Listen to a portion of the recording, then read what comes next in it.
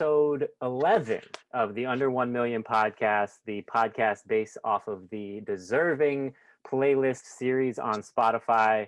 I am here with two guests actually for the first time. And they have both been placed on, well, actually, I got to split this up. So one of these artists has been placed twice, one with his record I Like It featuring Tyron Player, and then the other one was both of them together, and it was called Rock With My New. Go ahead and take it away, guys. Hi, everybody. I'm MoneyBae Dior. I'm 20 years old, and I'm from Oregon, and I'm super excited to be here. What's up? My name's Damaen. I'm from San Diego, California. I'm 26, and I'm super happy to be here. Dope. I'm super happy to have you both. This is interesting too. It's the first time I've talked with two people at once on a podcast. So if you feel like I'm leaving one of you out, please let me know and hop in whenever you want, and we'll keep it rolling like that. But I did just want to start my first question, kind of like how y'all met. But were you both making music and then met each other and then started making music together, or how did that work? You want to answer this one? Yeah. So he's been doing music from, as far as I know, forever. And I just recently started taking music as a serious career choice of mine. And I met him through a friend, and we started working on music, and then we ended up talking, and now we're dating. So he actually has his own record label, and now I'm a part of that. So it's been great. Dope. How did that the whole record label come about? Because honestly, I just noticed it as I was kind of doing some research in your Instagram. What's it called, and how did you make that come together?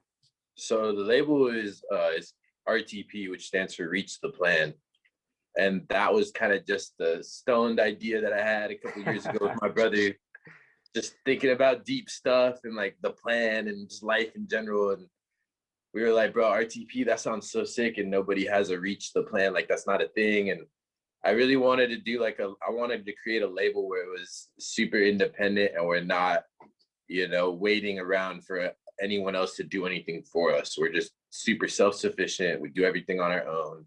We're here reaching the plan. We're doing what we were designed to do, what we're put on this earth to do. So, I mean, that's the whole Reach the Plan. I moved out to Oregon in 2018 and just kind of started looking for other artists just to join the team, and I have her. Before I met her, I met another dude. His name's 9 Lives, and he's the guy that actually engineered her track, If You're Proud. So he makes his own music, and all collectively he does it. He doesn't even need the label, just like I wouldn't need the label, she wouldn't need the label. We're all able to do our own thing for the most part. Just when we come together, it makes everything flourish. And that's kind of the whole point of RTP, is to bring everybody in and lessen the workload on everybody. Got you. Now, I have to say, I've dabbled. I actually had a little label myself a few years back, and I had it for, I want to say 8 years, something like that. I struggle with running that shit, man. I'll be flat out honest, and that's why you don't see me mention anything about a label anymore. It's just me. How do you deal with keeping up with the consistency with the projects, singles, things like that, or do your artists kind of just do it for you?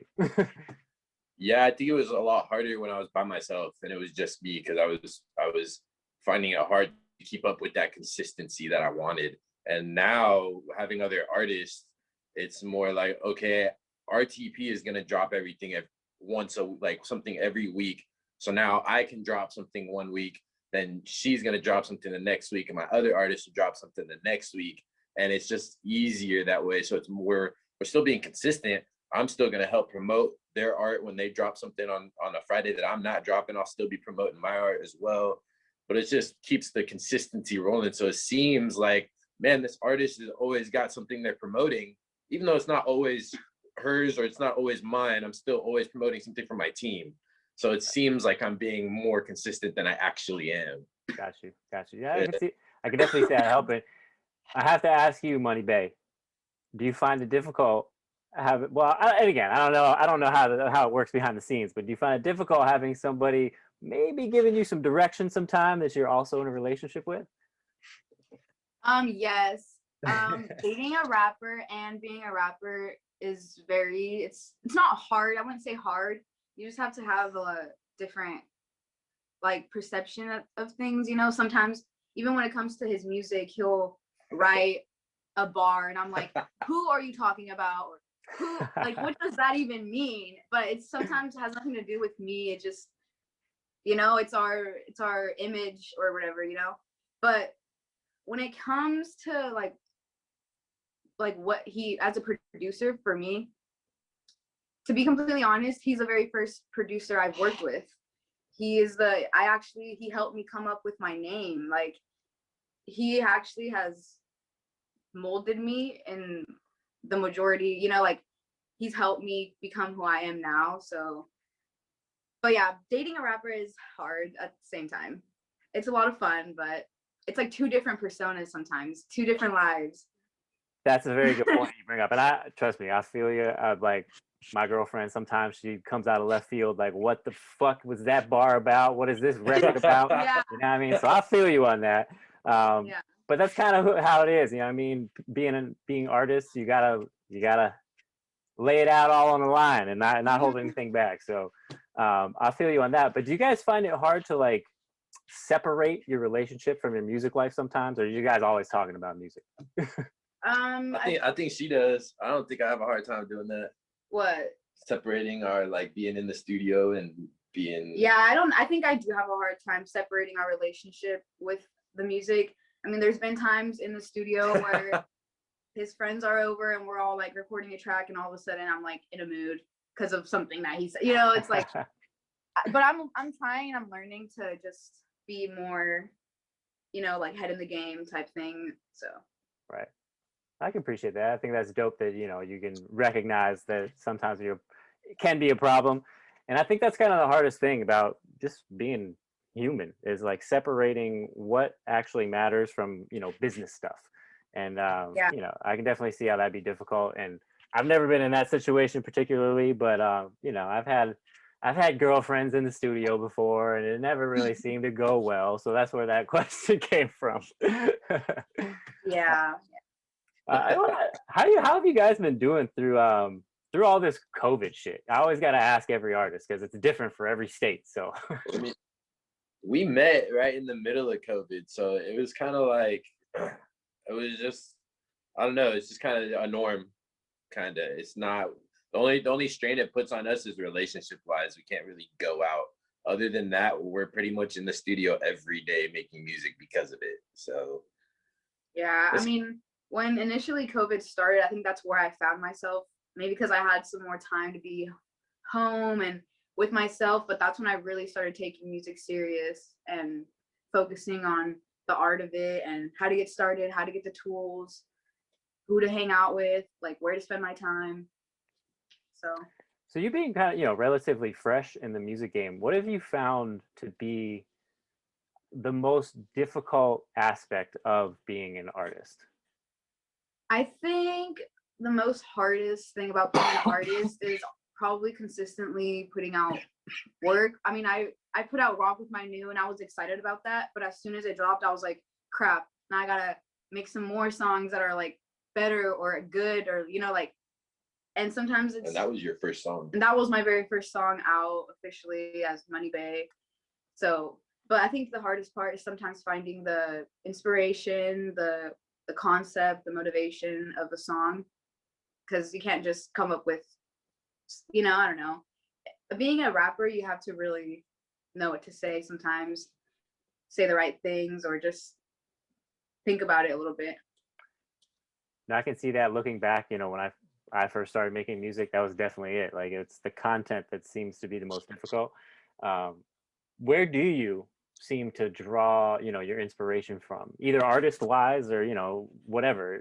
Some people. I think I mostly get my inspiration from maybe like what I want to become, what I strive for, what pushes me. Like the root of me is like, you know, my mom, my family, the small the things that matter to me. Like, so I usually get my inspiration from that, or even just wanting to become wealthy and stable and have peace, you know, be peaceful in that aspect of life. So I usually rap about mostly like friends, family, my team, RTP, and like money. So and like weed. So I mean, that's where I get my inspiration from. I usually try to be very like what matters to me. You know? Yeah. Yeah, I got you. Well, how about you, Damaen? It's the same question. I was stuck in her answer. Say the question again, bro. No, it's all good. Where do you draw, you know, your inspiration from? Either Oh. your sound or, you know, just your topics of your art. So a lot of it just life, bro, just like my everyday life. A lot of my content too, I don't know how to say this without saying it, being cocky, but I'm just like really good at writing. And so sometimes I'll just write and I'm just writing. And then the next thing I know, I look at my shit and I'm like, oh, fuck, I got something fire. A lot of the inspiration just comes from my life, really just everyday, day-to-day life, stuff that I live, stuff that I want to happen. Like she said, manifestation is a real big thing. So, and I believe, you know, the power of music is huge. So if I'm manifesting in my music, it's got to happen. So, For sure. Yeah, a lot of the inspiration is just day-to-day life. I have musical inspirations. I love Drake, J. Cole, Big Sean. Other than that, I don't know. I don't really listen to myself much. I don't listen to other artists much anymore. I listen to mainly a lot of myself. Yeah, that's it's funny because I went through a similar phase. It's kind of like when you finally realize that you don't need to draw inspiration from other artists' sounds, it's like, what the fuck am I doing? I gotta focus on my own shit and push it that way. And now I'm just making music that I like to listen to, so I might as well listen to it. Absolutely, yeah. And hey, that's not being cocky because you absolutely are. You're a phenomenal writer. And that's kind of one thing I did want to ask you too about your creative process. Do you just go in the studio and start writing? Because like some of the shit that you say is incredibly, you know, creative, and it's just, I don't know, something about your style. And both of you, this goes for both of you, both of your styles that just, I don't know, it's something I've never heard before. I mean, yeah, we'll like get in the studio. He either pulls up a beat that he had already worked on or starts making a new one from scratch right there in the moment. And as he's making it, I'm like sitting there writing. And then by the time it's done, we're just both sitting here writing. Literally, we make a song in like a day. An hour, I mean, a couple songs a day sometimes. Like in one studio session, like I write my verse, a hook, or he writes a verse, his hook. And then by the next day, it's recorded. For me, I'm writing all the time.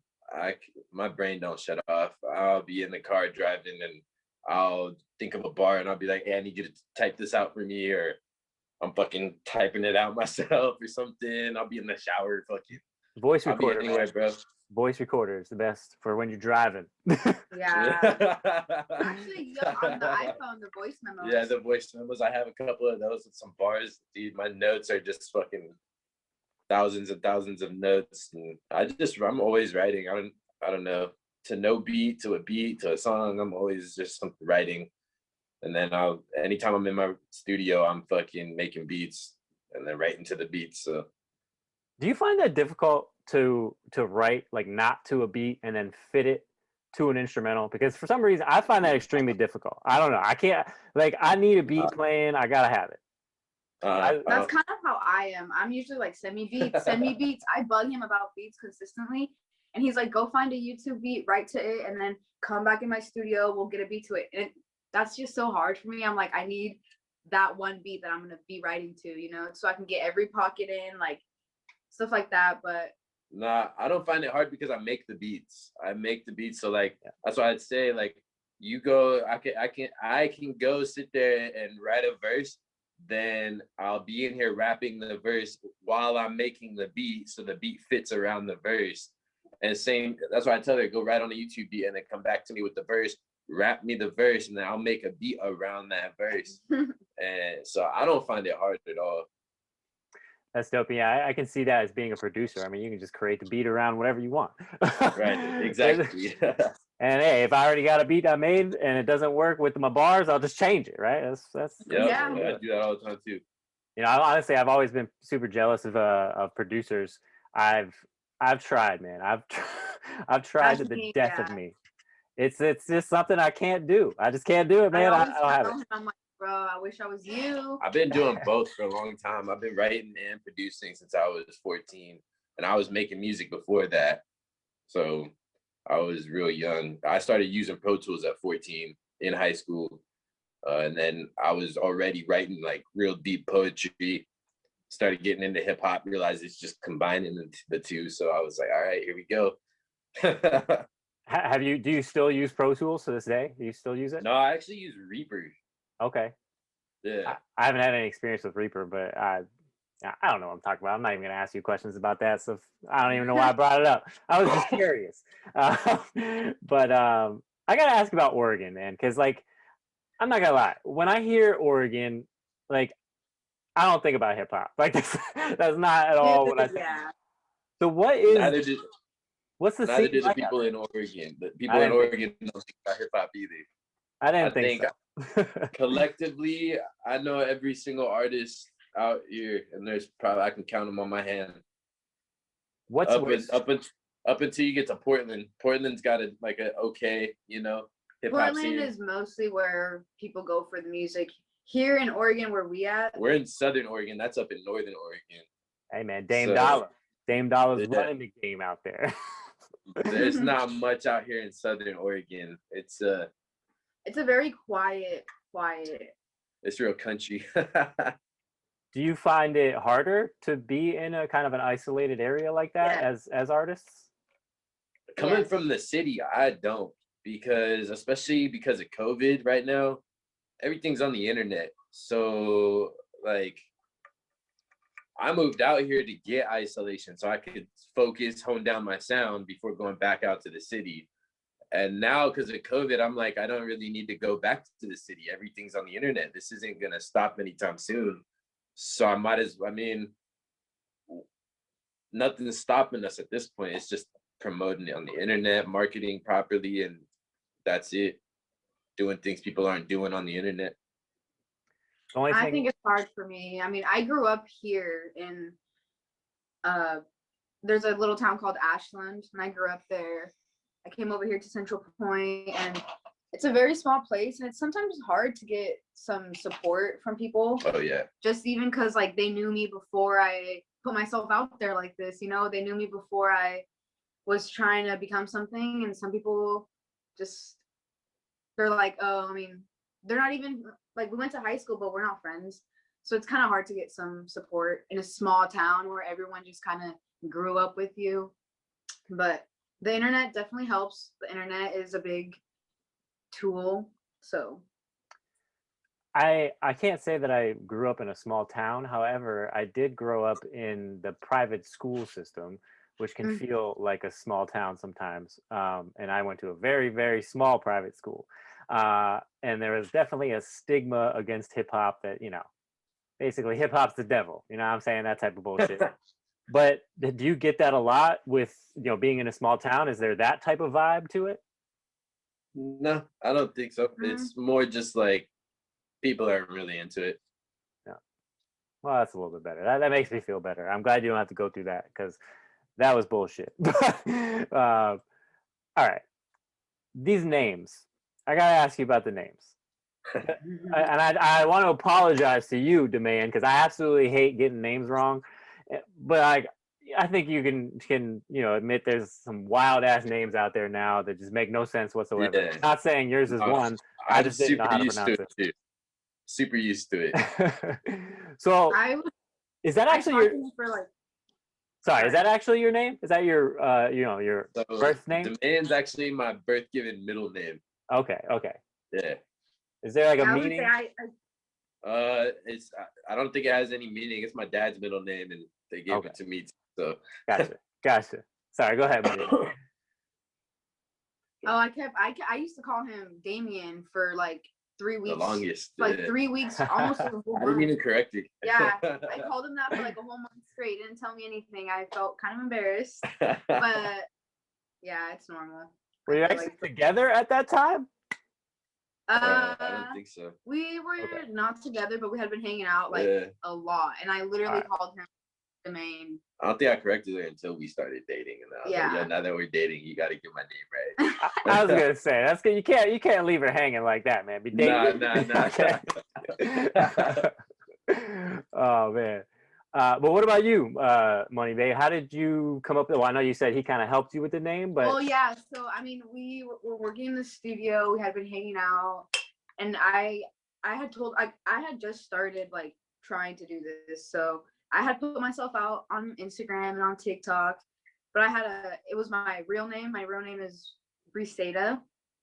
So I was on the internet as Baby Bree, and I kept telling him like, yo, I'm having such a hard time coming up with a rapper name. Like people keep asking me like, what's your rapper name? And I'm like, I have no idea yet. Like, and he helped me. He came up with MoneyBae, and then we sat down and just MoneyBae, and then Dior was just like the ending, you know. Yeah, it just rolled off the tongue. Yeah. It's just like the period to end it. We're like MoneyBae Prada, MoneyBae Dior. Like as soon as we came up with MoneyBae, we kind of knew that fit, and then we just kind of had to find something that was like a little cherry on the top. And then I looked it up. I'm like, who else has this name? Like, does anybody have this name? And as far as I know, I'm the first one. I'm the only one, so it's kind of dope. Now, do you own any Dior? I owe some Christian Dior. I owe a blouse, and I owe a Prada long sleeve shirt. And then you're allowed. I was gonna call you out if you didn't own any Dior, but you're good. You passed the test. Nice try. Oh man, like I have to say that like I heard Damaen, your record first, the first time that I placed you, the I Like It record. And kind of like I said before, it was just something like different that I never really heard about. Like what artists do you guys would say you get your inspirations from? Like I know you mentioned you like Drake and J. Cole, but like you don't really sound like them to me. So are there any other ones like the actual sound of your music other than or like not your bars? For me, nah, man, just that's really it. He actually like I'm like super Drake fanboy. Yeah, he loves Drake. Like super Drake. Shout out Drake. You see, man, I don't know. Drake's not my guy.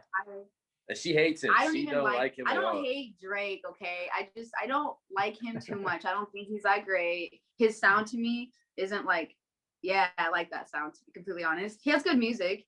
Actually, If You're Proud was inspired by a Drake song. So okay.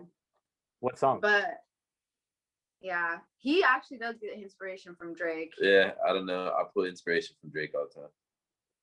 What song would you say, or did you say that If You're Proud was inspired by? Bro, I was listening to Grease. And he's like singing on that song, and I was like, bro, I want to make a song just like this.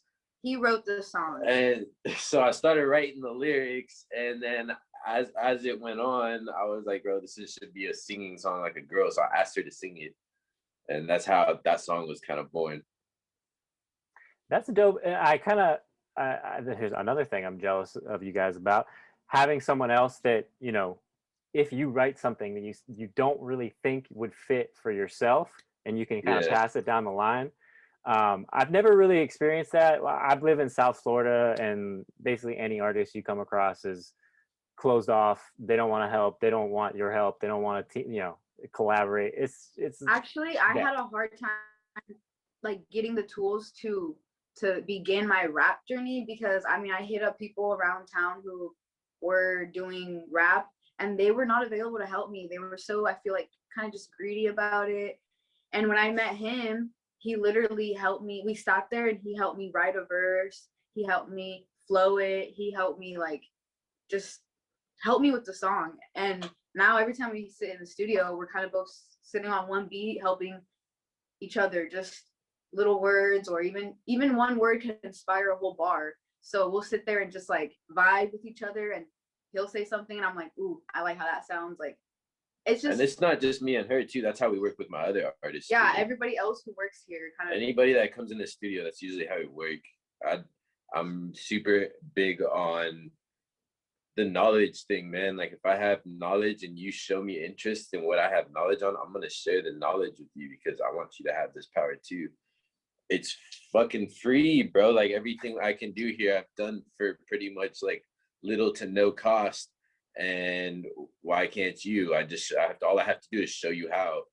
Yeah, so like for me, before I even knew him, I was like, man, like, because I had put myself on the internet as a rapper, and people were like, and I had put like little snippets because I used to use an app that would help me record on beats, and people were like, oh, let's collab, and I'm like, okay, but I had no way of recording my vocals. I didn't know how to. I tried using FL Studio, but it's like, it was the most confusing thing for me. When I met him, he literally told me like, download Reaper, get yourself a mic, get yourself an interface, and that's it. Pretty much download a beat. I'll send you beats and you can just record your vocals on it. And I was like, wow, this is so much easier than I thought it could be. But it's because I never got the help. People were never open to like support, you know, and I came up to him. I mean, I met him and everything was like, he was so chill with helping me. I thought that was really good. I agree. And the knowledge thing, you know, that you mentioned, I'll never understand why people feel a need to hoard knowledge, or you know what I mean? Like if they're not getting it from you, they're gonna find it somewhere else. Like Yeah, we got Google. Like what the fuck? What are we doing? Yep. YouTube. Especially nowadays, we got Google, we got YouTube. I mean, we still got books. Like it's crazy.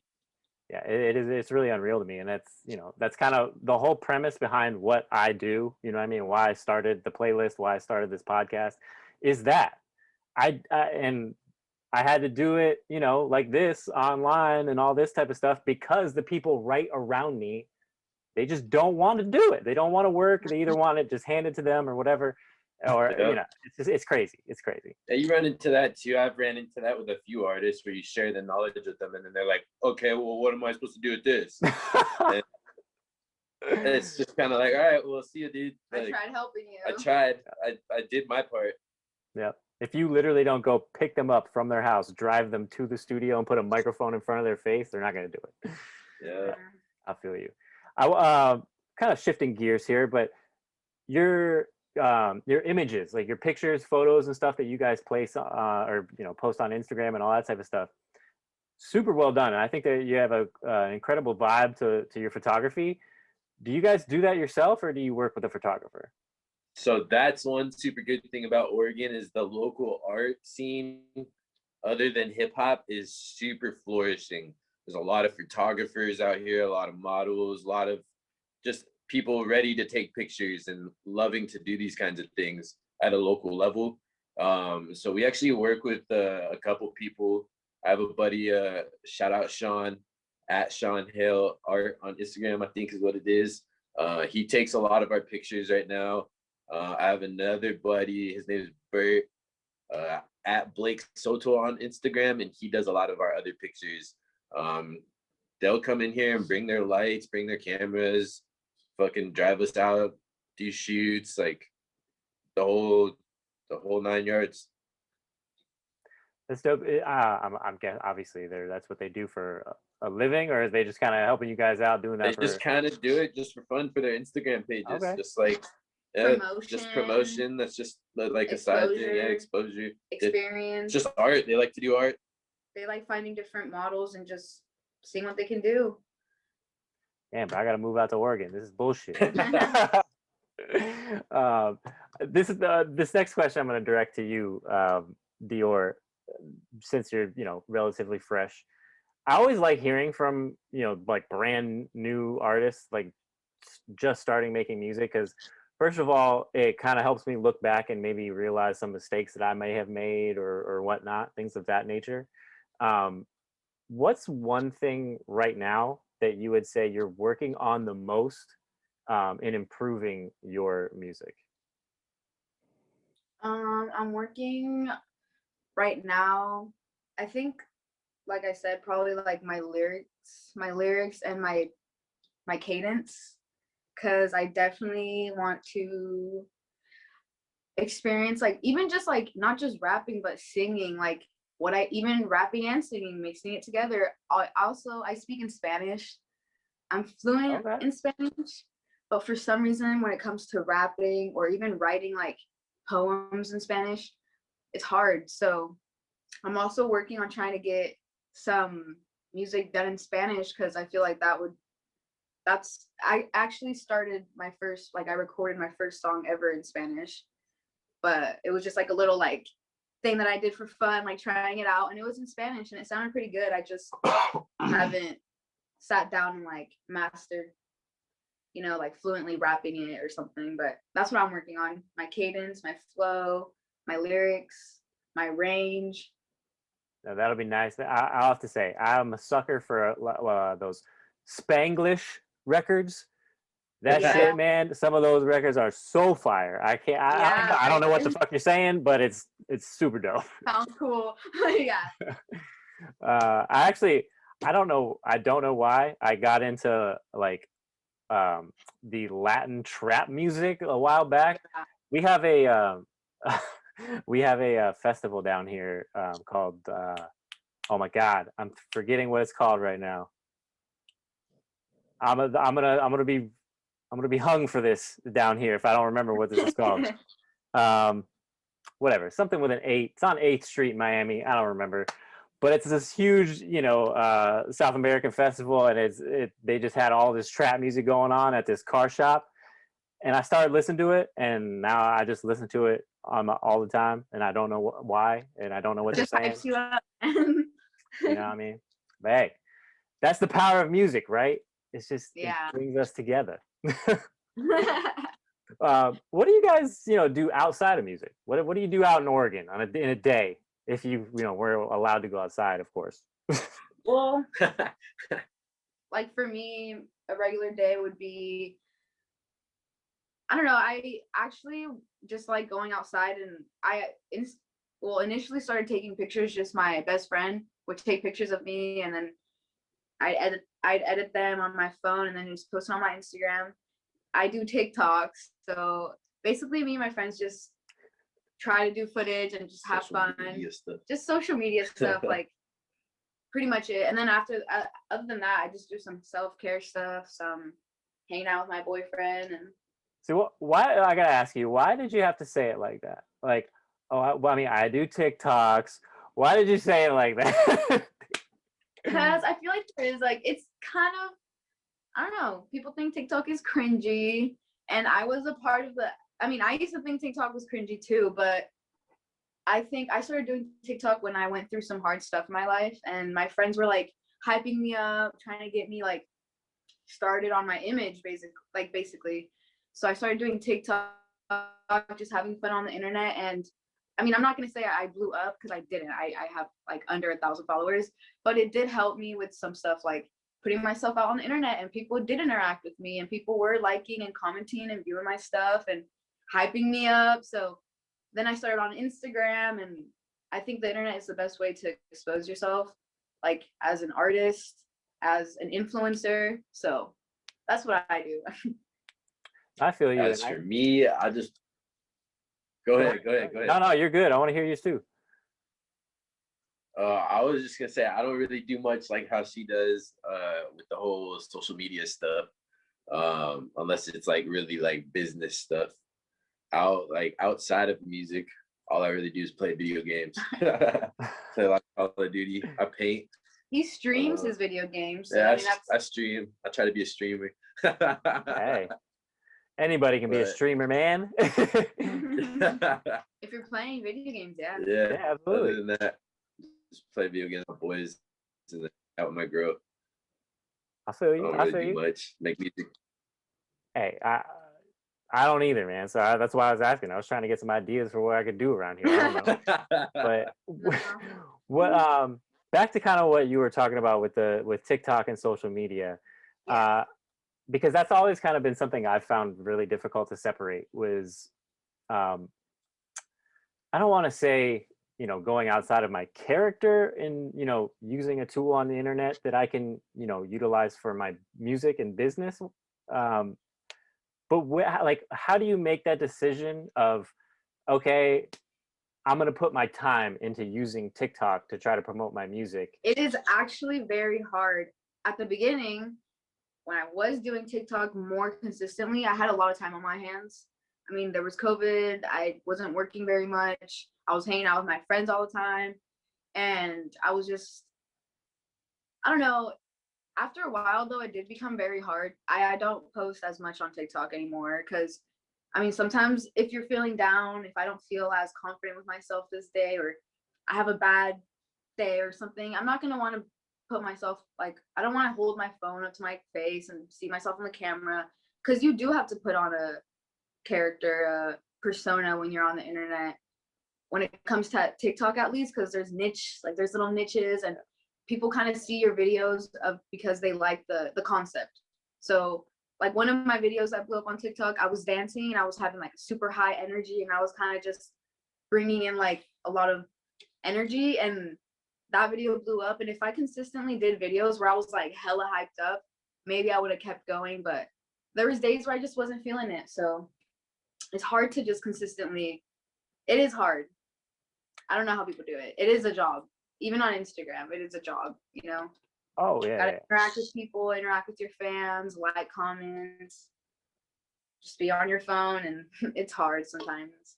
Absolutely, and especially when you have to do it all yourself. I mean, a lot of And I mean, artists. it's not always good stuff. I've had some trolls. I've had people put me in group chats that they were just like judging me, screenshotting my pictures, zooming into my flaws. And I mean, not everything on the internet is good. So it does take a toll on you, you know? So. You see that a lot because I mean, being honestly, like I don't see a whole lot of negative stuff. Um, well, not I shouldn't say that. I mean, let me rephrase. So obviously, there's a whole lot of negative shit on the internet, and I feel like as being probably a female, that's probably why you get more of it, which is sad to say, honestly, but like Mhm. it's just the reality we live in, unfortunately. Um, Yeah. so how do you, um, take all that in and separate that I mean, from what you know is real? um, because I do believe that, I really only care about what people say if that person cares about me, you know? I know that the people on the internet, they don't care about me, so why would I care about what they have to say to me? The people that care about me are going to tell me what's right, what's true, what matters, what's good. And people on the internet, like, whether they're trolling me or whether they're hyping me up, they're interacting with my page. So that's what like at the end of the day, I'm getting that interaction. It's fans. Haters are fans. And that's Just what it is. it's what it Yeah, is. no, yeah, yeah. You're 100% right. 100% right. Um, do you also kind of see that leak into maybe if you had a big studio session, there's a bunch of dudes in there, you know what I mean? Do you find it hard to get your voice out in a studio session like that? Um, Good question. that actually, I mean, honestly, I think it's because I'm brand new into the rap game. So I'm still very like working on my sound. And sometimes, yeah, it is sometimes hard because I feel like all these guys are like, sometimes also being a girl rapper, it's like, I don't want to just rap about like provocative or like sexual stuff because I'm female, and that's like, guys rap about that stuff and it sounds like hard. But as a girl, it kind of just sounds like that's all I got, so that's why it's like important to me to write about what matters to me, my goals, my life, other than just like sexual stuff. And when it comes to a studio session and there's guys around, and it's kind of like I want to sound hard, but like I'm intimidated a little bit. So, and I'm a female, so I feel like the pressure is on. The pressure is always on being a female, and like being in the rap game, being a female and brand new. People are like expecting something. They're expecting you to be good, or they're expecting you to fuck up. So the pressure's on. Like, so.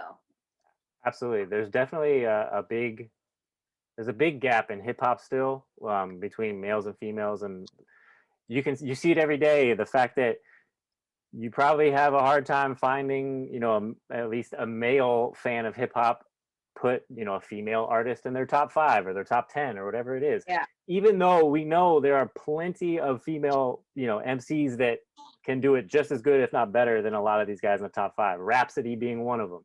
I just had this conversation with somebody else, or on my last episode, but it's just kind of crazy. But that being said, and you saying that, you know, you kind of want to keep like the sexual aspect not out of your music, but not that be the main focal point.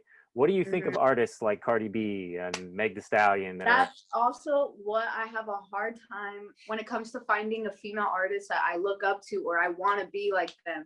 It's hard because I know Nicki Minaj, she's an OG. Cardi B, she's good. They're all good rappers. I mean, I would pick Nicki Minaj. I mean, I would pick Cardi B over Nicki Minaj, even though Nicki's been around, you know, but just her image on the internet, just her songs, it's very like, I mean, even Cardi's like that, but I mean, that's the thing is I don't like that too much because I'm already a female. There's already this like, people are already look at me like she's a girl, like, you know, objectifying me already. So for me to, unless I rap sexual stuff, but like in a powerful way, but not like in a way where I'm just sound skanky or ratchet.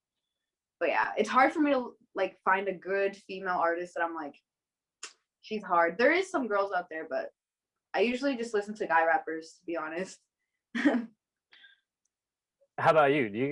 Damaen, how do you feel about the, you know, kind of the gap? Do you feel that is, you know, definitely still like a prominent thing being a guy, or is that not something you really notice?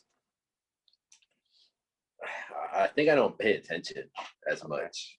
I don't know. I listen to female rappers just as much.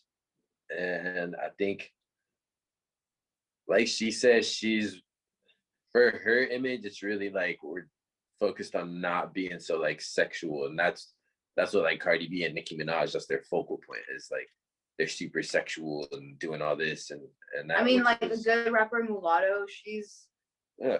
I used to watch her like on Netflix when she wanted to become, and then she did become, and that's a good inspiration for me. Mulatto is like, that's good. Like that's a good like role model rapper, female rapper that I would, even like Coi Leray, she's someone that's and like, they still do the sexual stuff, but it's tasteful. It's not so like objectified. It's not so in your face and like wham. Like yeah.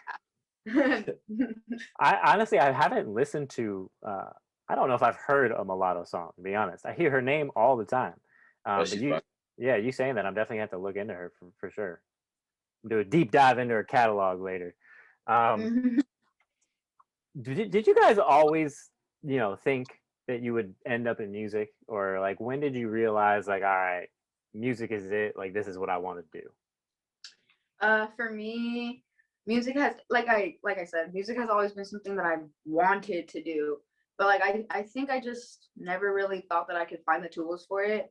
Like I thought that I had to be like rich or something, like, you know, like to be able to record my first song or something. But once I started working all these jobs, minimum wage jobs, I realized that it's not what I wanted to do. I'm like, no, I cannot. And then I realized that music was something that I like loved and it made me happy. And I was like, why not make this something like that can like my career, like this can make me happy. I'm not going to be like, this is my only, like, I'm not going to work other jobs until I get famous or rich or my songs blow up. But it's something that I'm like, that's what I want. That's what I want. Be able to make music and just live a happy life. It sounds like a beautiful life to me. What about you, Damaen? I always knew. I was little, super young, making music. My uncle was a rapper. His brother was a DJ. I always knew it. When I was younger, I didn't listen to rap as much. I was like more into like rock. Wanted to be a rock star at one point. I had drums and a guitar. I always knew I was something, like I was gonna be something, you know. I always knew music was it for me. I just didn't know how. And then once I started learning when I was like 14 in high school, getting into like the making the beats and getting into the production and mixing and mastering, and all that kind of stuff and piecing it together with the poetry and like the songwriting. And that's when I started getting into hip hop as well. And so it all kind of just like, I kind of shifted out of rock and was like, okay, this is my avenue. This is where my voice can be heard. This is what I like. Like, I mean, rock and hip hop are so similar. It's, you know, it was just pretty much like a no-brainer. So I always knew. Rock and hip hop are definitely pretty much one and the same, obviously, Yeah. other than how they sound. But they came from the same place. It's got the same goal behind it. You know what I mean? It's the same shit. I kind of have two questions here about not dreams, but just like accomplishments and goals and things like that. And I'm gonna direct one of them at one of you and the other at the other. And don't think I'm like disrespecting one of you by asking. So it's just for time's sake, because we're getting close to an hour here. All right. All right. So first, I want to ask Damaen the first one. What is the accomplishment that you're most proud of in your music career so far? Actually, this just happened recently. I got a feature with an Italian rapper, and that song is hard. It's not released yet. Can't speak too much on it. Can you tell me now who? I'm working. I'm sorry. Can you tell me who? Yeah, his name's Nipo. Okay. He's pretty dope, but his record label hit me up and then hit her up. So we're working on European projects now, and that's pretty much my super highlight that I'm at right now, where I'm like just super stoked to be working on this stuff. No, that's dope. I hope that honestly, I really hope that works out, because there's a huge European audience for hip hop, man, and it's like, you know, some guys. I mean, a lot of artists take that approach. They go overseas and blow up over there, come back, and everybody knows who they are. Yeah, that's what I'm looking at right now. Real. I mean, honestly, that's. I mean, I don't condone this man's character, but that's what 6ix9ine did, and look at him now. Yeah. Right. Exactly. Yeah. All right, and then the second question I want to ask, I'm going to ask you this, Money. What is one dream, you know, accomplishment that you have yet to accomplish? Okay, so for me, I mean, I'm like even proud of myself for having tracks out. I have 3 tracks out, and I'm like, heck yes, that's like one thing I never thought I'd be able to do. But I really want to do a show.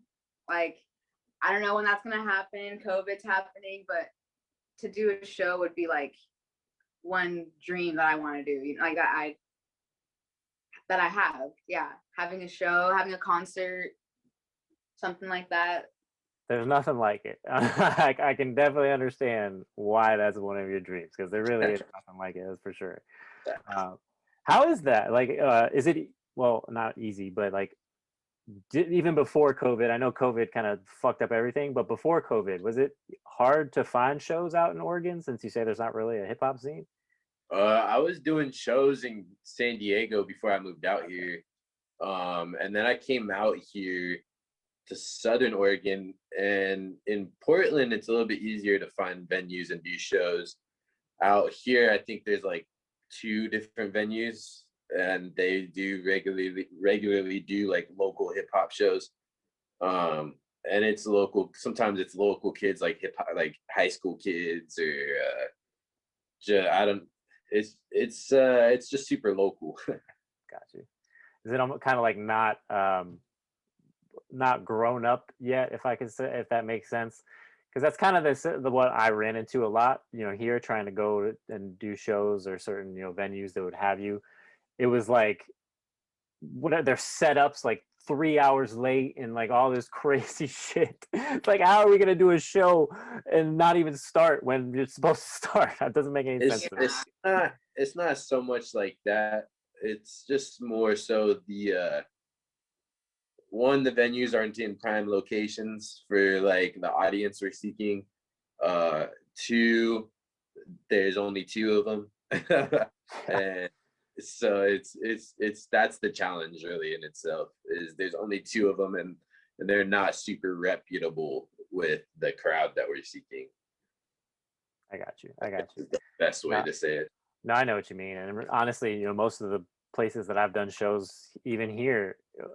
Obviously, we have Miami, and it's about like a 45-minute hour drive for me, so it's not super accessible. But if I have to go down there, I will. I hate Miami, by the way. I hate going down there. That's why I don't do it. But yeah, it's kind of the same thing here. It's just like any venue that does put shows on or is willing to accept hip hop shows, they're just not really a hip hop place. More like loungy and like breweries and stuff like that. I don't know, but we make it work. We make it work. I'll say that. Yeah, we are almost at an hour, man. These things go by super quick. I say that every episode. I gotta stop saying that, but they do go by quick. But before we go, I just want to hear from each of you, like what you have, on the horizon, if you will. What do you have in the works for 2021, and when can we expect it? Okay, so I mean, for me, I just dropped a single topic like a week ago or something like that. I'm working on another song with the engineer who helped me produce If You're Proud. Me and him did a song, so that's coming up. I'm super excited. And then we're working with the European label, so hopefully we'll have some like fire shit out, some different languages on our tracks. She's got a song coming out with the same Italian dude that I did a feature on. So yeah, they speak in Italian. Yeah, so. and they're speaking in Italian. Okay. Yeah, and what else? I got a video dropping this Friday, Drifting, featuring Bremer Baden. Shout out Bremer. Got another song with him coming out sometime soon. And then I got like 4 songs I got to record. I got yeah. There's a lot of stuff coming out. There's a lot of stuff on the way. Well, I think I might be the most excited out of anybody. No one's more excited than me for this music. But no, for real, I do look forward to anything you guys have, coming up, because anything I've heard so far has been super fire. And I just thank you guys for coming on and taking the time. And I look forward to hearing more from you guys very soon. Thanks All for right, having thank us. you for putting us on your playlist and having us on here. It's been great. Thank you. For sure. And you guys are welcome back anytime, for real. One's not the limit, so we'll definitely do it again and get a little deeper. But hang on a little bit. Don't leave yet. But I'm gonna do a little outro, and then I'll talk to you guys a little bit after we stop recording. But thank you, everyone, for listening to the 11th episode of the Under 1 Million podcast. You can check out the playlist, or the deserving playlist, I should say, exclusively on Spotify, and I will leave all links down below for that, and also for MoneyBae Dior and Damaen's social medias, their streaming platforms and all that, so you guys can find them easily. Yeah, thanks again. I hope that you guys come back and listen again next time.